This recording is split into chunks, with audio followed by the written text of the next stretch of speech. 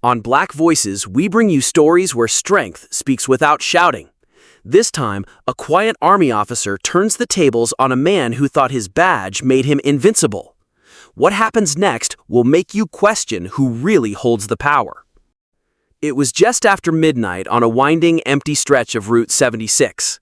Streetlights flickered like distant stars, and the only sounds were tires on asphalt and the occasional radio crackle from a squad car. Sergeant Neil Hammond had been patrolling this road for over a decade, confident, untouchable, untested. When he saw the black SUV roll past just slightly over the limit, he flicked on his lights without hesitation. It was nothing personal. He liked the sense of control that came with stops like this, especially when the driver looked like they might squirm a little. He did not expect her to look so calm. Inside sat a composed black woman, dressed plainly in a gray zip-up and jeans, hands already resting on the steering wheel. She did not ask why she had been stopped. She only said, with a calm voice that made him blink twice, "Good evening, officer." Neil's tone was clipped as he asked for license and registration. He leaned into the flashlight beam like it was a badge of honor. "Driving a little fast tonight, aren't we?" "No excuse, sir. Here's my information," she said politely. Her hands moved slowly and visibly, like she had done this routine more times than he could guess. He did not like how composed she was. Most people fumbled, they apologized, they gave him something to push against, but she gave him nothing. Just facts. Calm. Stillness. Back in his car, he ran her plates. Her name? Lieutenant Colonel Jasmine Ryland. The rank did not hit him at first. Military, sure, but so what? He had the authority on this road. Still, something in her record made him pause. Active service, multiple deployments, clean record, commendations. But pride got the better of him. When he returned to her window, citation in hand, she accepted it without blinking. "I will see you in court," she said softly. No malice, no sarcasm, just truth. And for the first time in years, Neil Hammond felt something strange creeping up his spine. Doubt. Sergeant Neil Hammond lopped into the courtroom 2 weeks later with the same swagger he wore on the streets. His sunglasses were tucked into his uniform shirt, and his belt jingled slightly with every confident step. To him, this was routine. Another minor citation, another civilian trying to contest it. But the woman waiting calmly at the front bench was no ordinary defendant. Lieutenant Colonel Jasmine Ryland sat tall, legs crossed, expression unreadable. She wore a crisp, perfectly tailored military uniform. The medals on her chest did not scream authority, they whispered it with quiet pride. Every piece of her posture told the room she did not come to win an argument, she came to speak the truth. Neil's smirk faltered when he saw her, but he quickly recovered. He had faced pushback before. Court was just another game of credibility, and he had a badge. The judge entered. The case was called. The People versus Jasmine Ryland. The sergeant stepped up first, explaining the stop. The vehicle was traveling 8 miles per hour over the limit. The driver appeared dismissive, refused to answer questions fully. Jasmine did not interrupt. When it was her turn, she rose with calm purpose. "Your Honor, I accept the citation. However, I request that the officer's conduct during the stop be entered into the record." Neil's jaw tightened. "What conduct?" Jasmine turned to the court clerk and handed over a small flash drive. "Dashcam and personal audio, I recorded the stop as per Army security protocol. I also reported it to my commanding officer, who advised I submit it through proper legal channels." The courtroom was silent as the video played. The footage showed Jasmine being calm, respectful, and entirely cooperative. It also showed Sergeant Hammond talking down to her, making subtle jabs about being out late and knowing her place, even threatening to search her vehicle without probable cause. As the audio echoed through the courtroom, the smirk vanished from Neil's face entirely.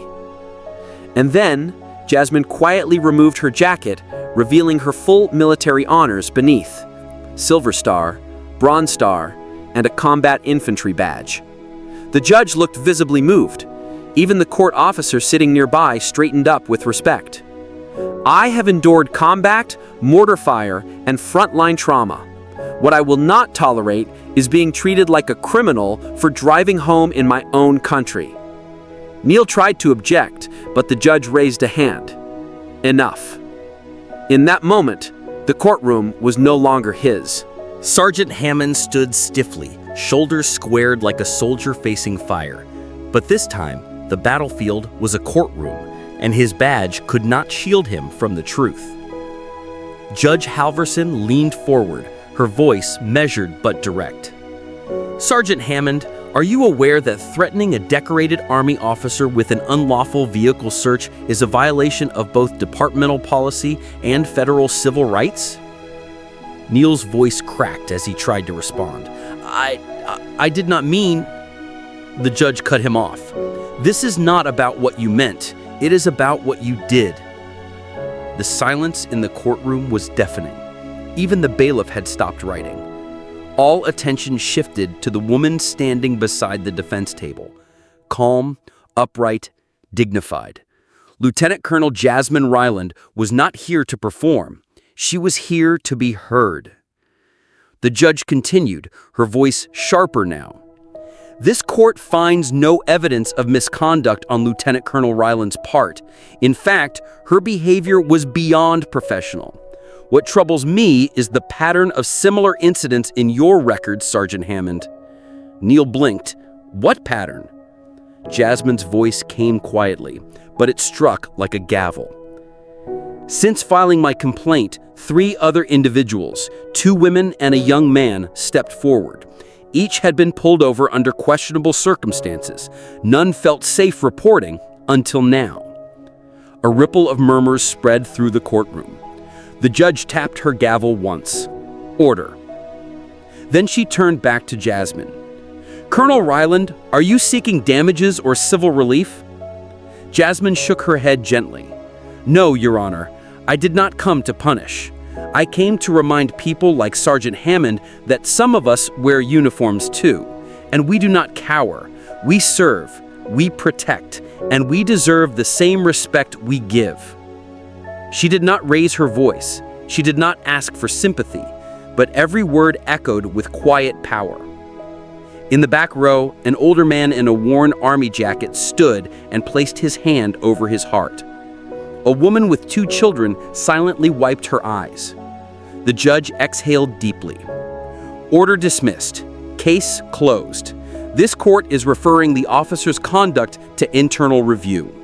Sergeant Hammond, you may be dismissed, but not forgotten. Neil looked over at Jasmine, his face pale and jaw clenched, but she did not return his gaze. She calmly picked up her jacket and turned toward the exit. She was not running. She was rising. Outside, reporters crowded the steps. Cameras flashed. Microphones stretched toward her. But she simply said, I do not want a spotlight. I want accountability. For me and for those who never got this chance. Then she walked away, her shadow long behind her. But the message she left would echo far beyond the courthouse walls. 3 weeks after the courtroom shook with truth, the call came. Not to Jasmine's lawyer, not to the press, but directly to her. The voice on the other end was measured, respectful. This is Deputy Chief Moore. We would like to formally request your presence at an internal leadership roundtable. Jasmine paused. Am I under investigation? No, ma'am, he replied quickly. Quite the opposite. We need your perspective on how we rebuild trust. When she walked into the department's high-floor conference room, the energy was different. No sideways glances, no silent tests of her strength. This time, the officers seated around the table stood up. Not out of fear, out of respect. Chief Moore spoke first. We have reviewed the footage, the court's findings, and the citizen reports that followed. That incident was a wake-up call for all of us. You reminded this department that authority means nothing without integrity. Jasmine nodded once. Change does not begin in a courtroom. It begins in rooms like this, with people willing to listen, even when it is uncomfortable. Across the table, a young black officer in training raised his hand. "Ma'am, what would you tell someone just starting in this job?" Jasmine looked him in the eye. "Know the power you carry, then decide whether you want to wear it like armor or use it to protect others. If you lead with fear, you will lose the people who need you most." Her words hung in the air like a banner of truth. Meanwhile, Sergeant Neil Hammond sat alone in a disciplinary hearing on the other side of the building. No cameras, no applause, just a man facing consequences, not from outrage, but from justice. He would be placed on indefinite leave, not because Jasmine demanded it, but because the system finally listened to what she exposed. Later that evening, as Jasmine walked through her neighborhood, a little girl ran up to her with a notebook and a wide smile. "Are you the soldier who made the police listen?" She crouched beside her. "No, sweetie, I'm just someone who spoke up when it mattered." The girl tilted her head. "Can I be like you?" I smiled. "You already are." As the sun dipped behind the rooftops, Jasmine stood tall, not with medals or titles, but with the quiet knowledge that she had changed something real, not just for herself, but for everyone who had ever been silenced. This was never just a traffic stop. It was a turning point, and Black Voices was here to tell it.